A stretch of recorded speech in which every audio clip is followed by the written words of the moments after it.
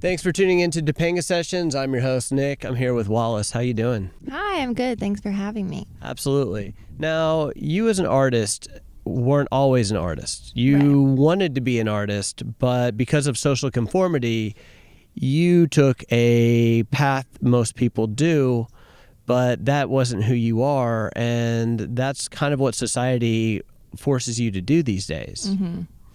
Yeah, I mean, I think the biggest hurdle was even coming to the conclusion that I wanted to be an artist, because that desire had lived in me since I was a kid, but things throughout life had pushed that so far down that I had built all of these impenetrable walls around that. And isn't that so sad that we're in a society that nowadays everyone's like, be you, be free. But the reality is, be you, be free in your own lane. Yeah, I mean, I think it's really hard to tell people be free in a society that really is not conducive for personal freedom. I think that there's so much conditioning around the script of who we're supposed to be, and we have this inner critic that is dictating our life and paralyzing us in a lot of ways, that has created this narrative that we have all these limiting beliefs about ourselves, and we don't think we're good enough. We don't think we can do things. And the question is why? Like, where does that voice come from? And part of it comes from, things we've picked up in childhood. Some of it comes from trauma as an adult, and a lot of it just comes from the air we're breathing in the society that we live in. So it's actually a very revolutionary thing to be you. So it is a great thing to tell people, but you have to tell them and then give them the tools and support in doing that. I had to learn that the hard way, I think. I think we all had to learn it the hard way because society does not allow you to be creative. And going back to your childhood with schooling, you had something that I'm actually jealous of. Yeah, my mom homeschooled me and my two siblings in elementary school before we ended up going to a private prep school, which was definitely a different cup of tea. But homeschooling allowed us to follow our curiosities and learn to love learning and express ourselves freely, and just have kind of a sense of autonomy that I think can be very easily stripped away. I can completely relate. Actually, when I was in the second grade, I loved learning, and we had this homework assignment to do, like a bird in Tennessee, where we're actually both from, which is awesome. And so instead of just like naming a regular bird, I can remember flipping through, grabbing a dictionary and be like, let's find a cool bird, Mom. And I found this thing called a killdeer. It's actually a bird that is in Tennessee. And I can remember being really excited going to school, and all of a sudden I get called up to the teacher's desk, and she said, "This isn't a real bird. I don't believe you," and ripped the homework up in front of me and really started me down a path that I think you can relate to as well, of not speaking and being who you really are meant to be. Yeah, and I think like the road is paved with good intentions, right? So like even in the school that I went to in middle school and high school, it's an all-girls school, and they, had a lot of wonderful messaging around empowering women to be leaders and use your voice and explore your interests. And I think it was tough for me to be in that environment and not kind of succumb to like the social pressures of just observing the behavior that was being rewarded, because I wanted to be, we all want to be loved. So I was feeling more loved when I was excelling in sports or in school, but I wasn't feeling that way when I worked up the nerve to share art. I felt a little dejected in that in different ways, as I was just kind of trying to get my feet wet and have fun. And I felt this kind of wrestling in my soul of like, well, this is really fun and it's giving me peace and happiness, but I'm getting bullied in a way for it. Which is so sad. And I think that happens a lot of times when people don't even realize it because of the proverbial kind of pressure to, this is a prep school, so there's like a pipeline to your career, and it all comes back to competing in a capitalist society, and especially as a woman who, is going to have to go the extra mile to get the same place. There's this pressure around succeeding financially and having status and clout and, doing these things that oftentimes artistry is excluded from that same kind of allure. And with that, you ended up being in music, but not doing music.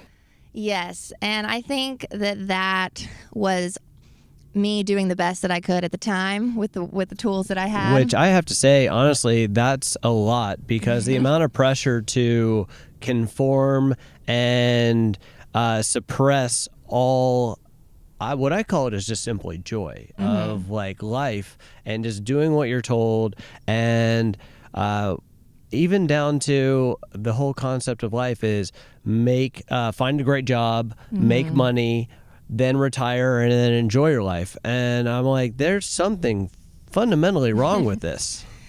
Yeah, and I think that it came from a place of pure intent. I started as a music journalist, and I felt like that was a marriage of loving to write and loving music. And at the time, I just did not have the tools or the confidence to pursue writing my own music and being a musician. I had no idea how to even get into the music industry. And I will say that ended up leading me to working at a label and then working as a manager. And now as an artist, even though I wish that I had a lot of those years back for my artistry, I'm also extremely grateful that I have this tool set of understanding the industry. I wish the industry was different. It's not artist friendly. So if you're going to have a shot as an artist, you have to know how to navigate it and what to avoid. And for me, kind of New York, I love New York, but classic, like it really, you get to New York and they're like, well, if you're going to win here, you got to play mean. And that to me, I think, is where I kind of shifted away from a pursuit of passion and started internalizing some, less pure intentions of clout and success, and had more of like a chip on my shoulder, which was just building these walls that was further and further away from that inner child. Yeah, the inner child, exactly. And what was there a moment? Was there, like, I always call it the aha. Was there an aha, a moment where you were doing everything around what you wanted to do, but you weren't doing what you wanted to do? And if so, how'd you do it? And then how hard was it to keep going once you did it? I wish that it had been like a lightning bolt. It was not. It was a long and painful process that started with going to therapy and starting to meditate and being on this self-love journey that I didn't know the concept of self-love at that time. And I had a really bad panic attack and was kind of at this rock bottom point of like, I don't think I'm okay.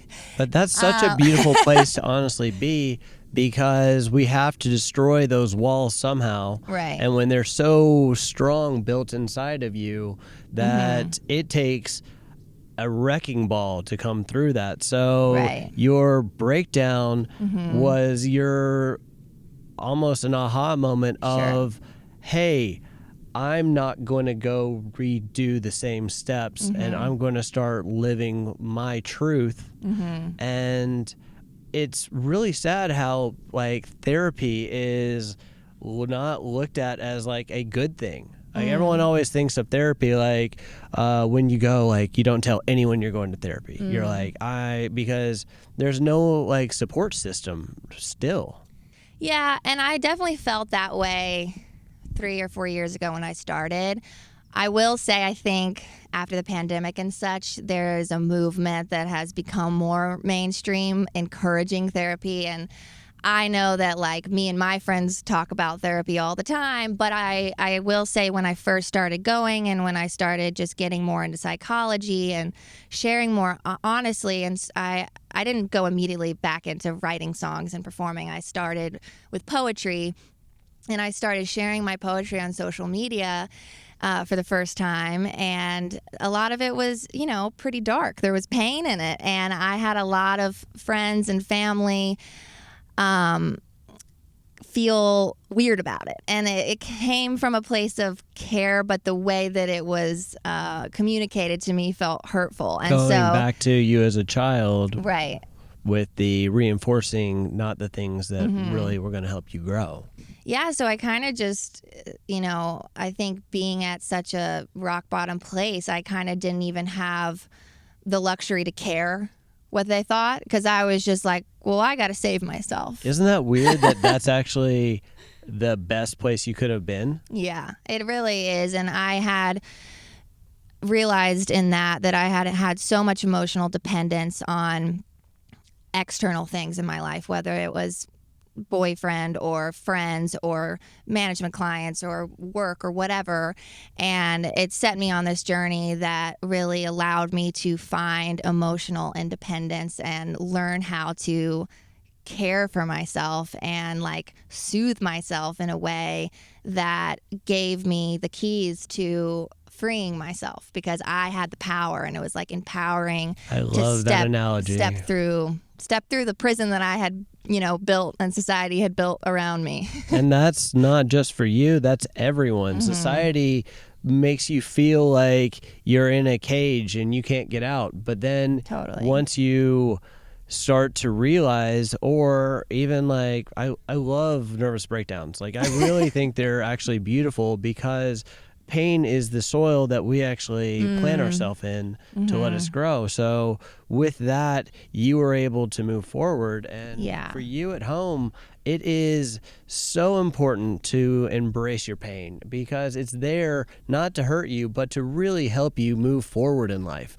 And with that, you shared with me a little bit about something that you did that helps you unlock your creativity. And will you share that with? Yeah, and just, on that note about breakdowns, I agree for myself, but I will say that in the depths of it, sometimes it can feel like when you're surfing and you get wrecked by a wave and you're just tumbling under there, and you really honestly feel for a minute that you are about to die. You can't breathe.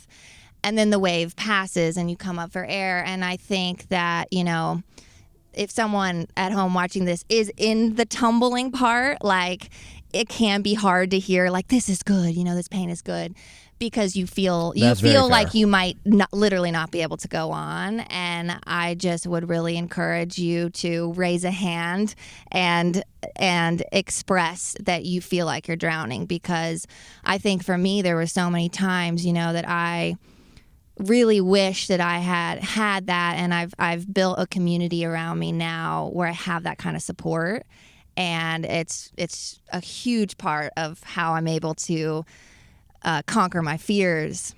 So anyways, I just want to say that. And what you're alluding to is called The Artist's Way. It's by Julia Cameron. Wait, before you jump on that, I really want to say thank you.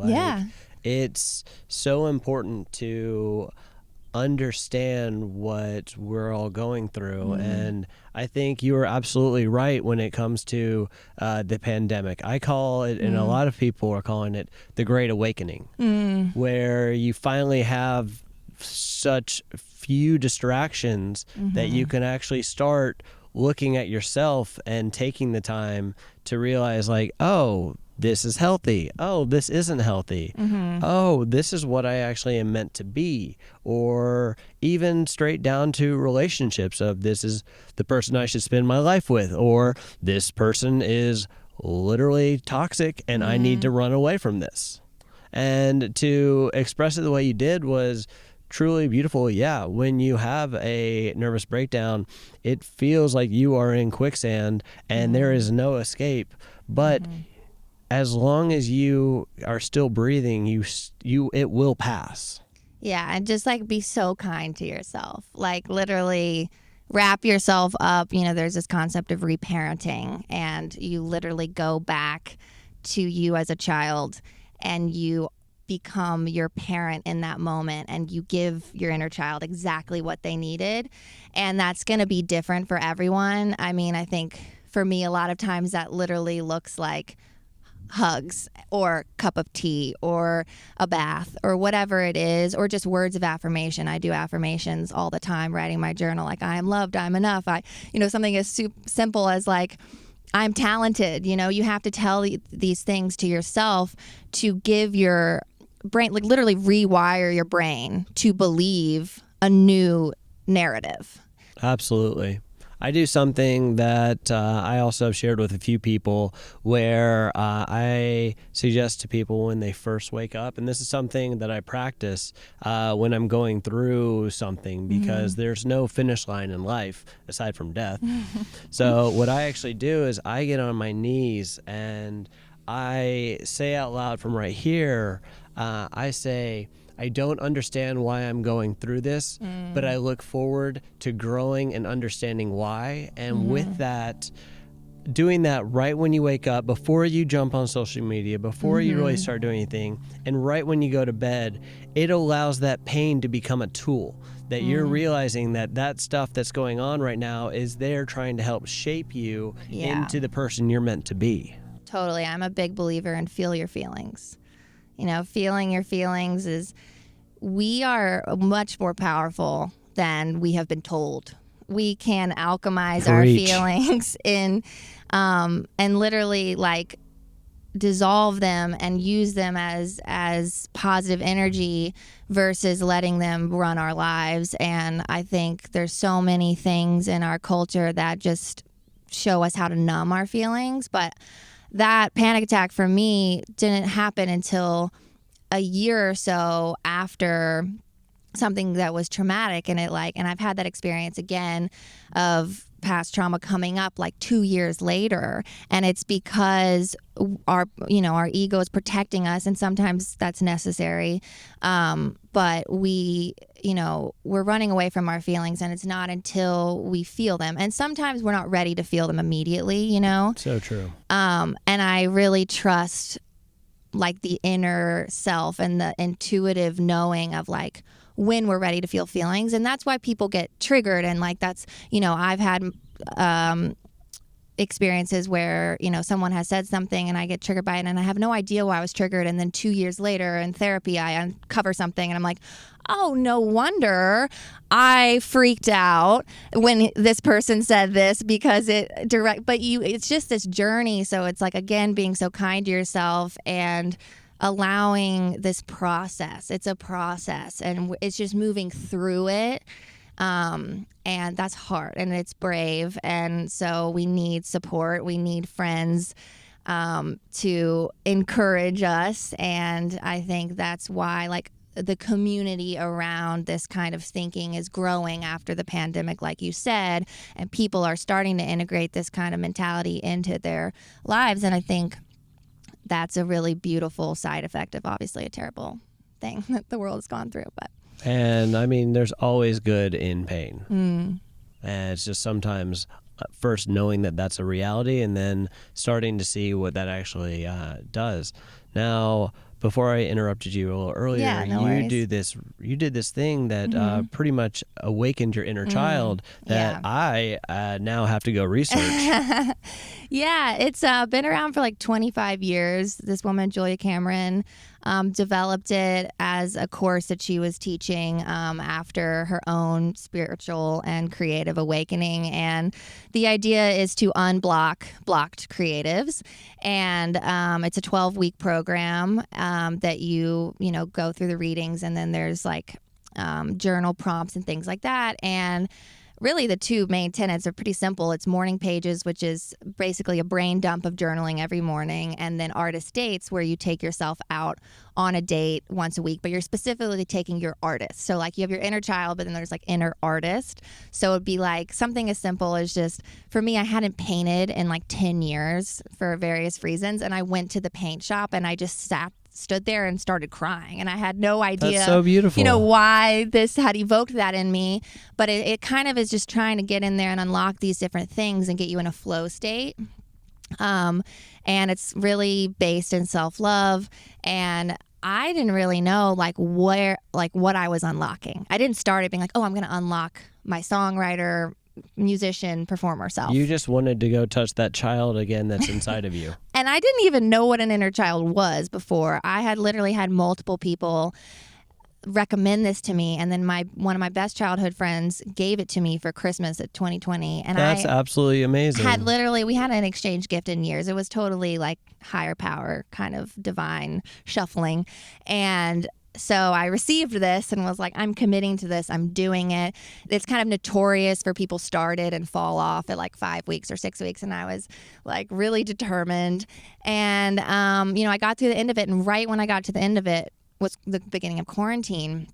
And so I actually had not picked up a guitar the entire time. I thought that I was like unlocking just me as a writer and a poet and maybe a painter. I don't know. I started dancing a lot. Like I was honestly just happier, and so I wasn't assigning it to any like career path. I was just assigning it to personal freedom and health. And then I picked up a guitar and I wrote a song out of nowhere at like 2 a.m, and I just started crying, and I was like, oh, well, this is what I was supposed to be doing all this Love time. that. Yeah, so that was cool experience. That's so amazing. And what was that called again? The Artist Way. The Artist Way? Mm-hmm. All right. I absolutely love your journey, and I really look forward to seeing what you do now that you've had the ability to unlock your inner child. And I hope you at home will take the time to look at the pain that we're going through together, because we are all experiencing very similar types of pain, and start focusing in on what actually makes you happy outside of what society says is acceptable. Yeah. And so with that, what song are you going to be playing with us? So the song I'm playing today is called Perfect Stranger. It's on my EP called Running with the Moondance Kids, which is kind of... It's a great name. Yeah, Moondance Kids is kind of AKA your inner child. But... And the circle is complete. This song is right in the middle of the EP, and the EP is kind of my journey from heartbreak and feeling, utterly hopeless because I felt like I had lost myself in the wake of a relationship ending. And the last song on the EP is called Unconditional, and it's a self-love ballad of sorts, and finding like this wellspring of love that like, oh, my love hasn't run out. It's unconditional because it comes from within, and I can give it and receive it.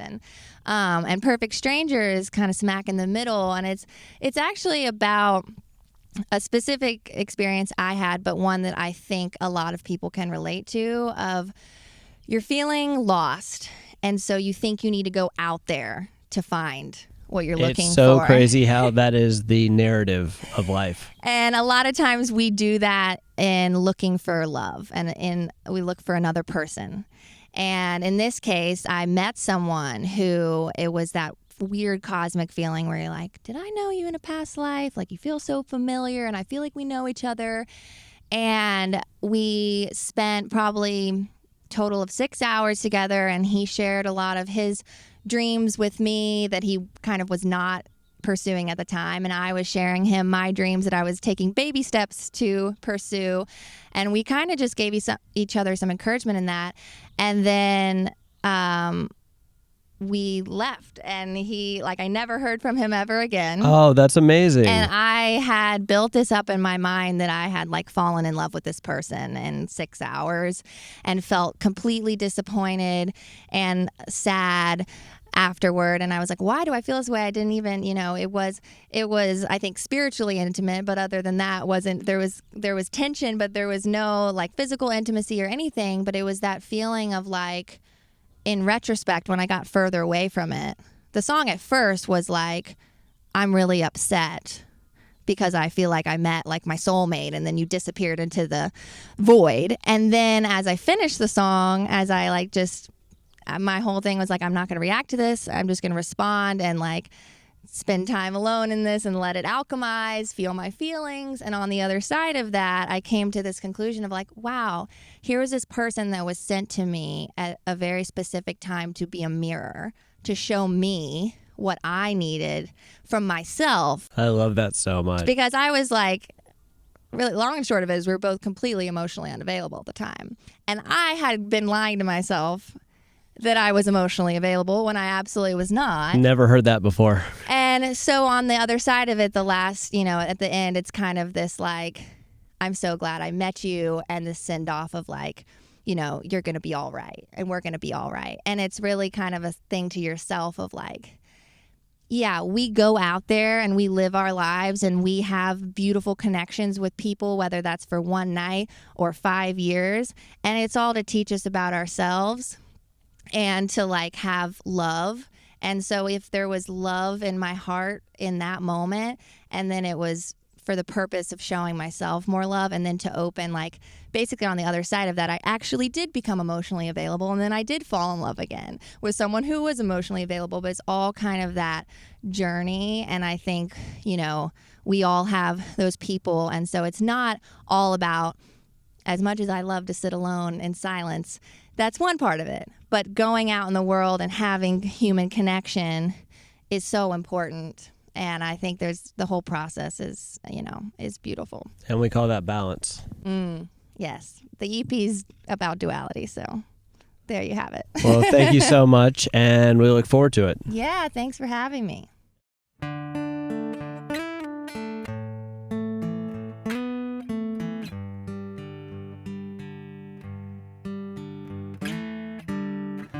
Woke up tired, feeling a little lost. Hopped in the car and flipped the radio on. Saw a patch of clovers and made a wish. She'll manifest it quick.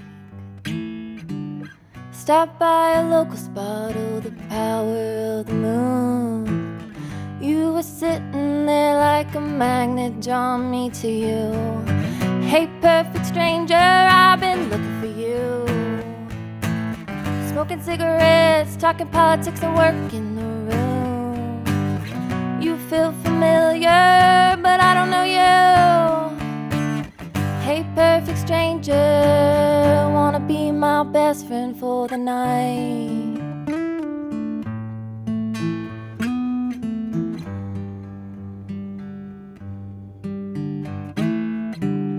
Dirt under your fingernails, grease on your hands. Gave me your jacket thinking you were my man. A stoic and a tease, the chemistry is agony. My audacity is driving you crazy. I'm a lightning rod baby. I feel everything. Yeah. Hey, perfect stranger, I've been looking for you. Smoking cigarettes, talking politics and work in the room. You feel familiar, but I don't know you. Hey, perfect stranger, wanna be my best friend for the night. I know the bars you like and the car you're driving, where you go to sleep at night. But our clock was ticking, your mystic eyes were flickering. We both knew you'd be gone by morning light, and that's alright. I'll see you again in a future life. Hey, perfect stranger, I'm glad I found you. Smoking cigarettes, telling secrets like you needed to. You feel familiar like my soul knows you. Hey, perfect stranger, you're gonna be alright.